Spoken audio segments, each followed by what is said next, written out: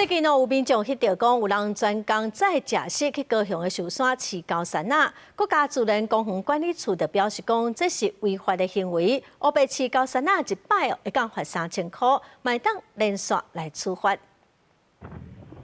初九下晡，民眾佇咧壽山看到路邊一個查甫人騎奧多擺，敢若是在食米。地處有20-30隻高山仔攏挖過來這邊，其實佇壽山不時攏會當看到這款專工載食米來飼高山仔的。親像佇動物園門口嘛是有人塞車提胖來山頂的路邊飼高山仔。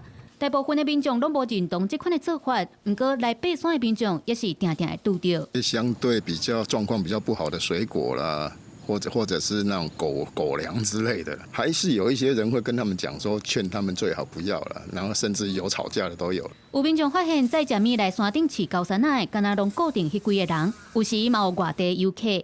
台灣猴雖講已經不是保育類的動物，烏白飼猴也是違法的。除了有可能會致使人甲猴起衝突，高山仔身軀頂的傳染病嘛有可能會危害人。我們國家公園法的公告禁止事項的第9點，那只要我們一發現了以後，或是有確實的證據，我們就要依照國家公園法裁罰。每一次裁罰是3000塊，而且是累次累罰。民眾若是佇咧壽山步道飼高山仔，也是龍洞狗，是壽山國家公園管理處管的。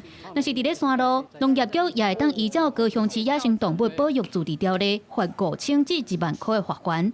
這是這款無定時佇山頂飼高山仔的真惡檢舉。農業局表示，民眾若翕相來檢舉，會當摕到2成的獎金。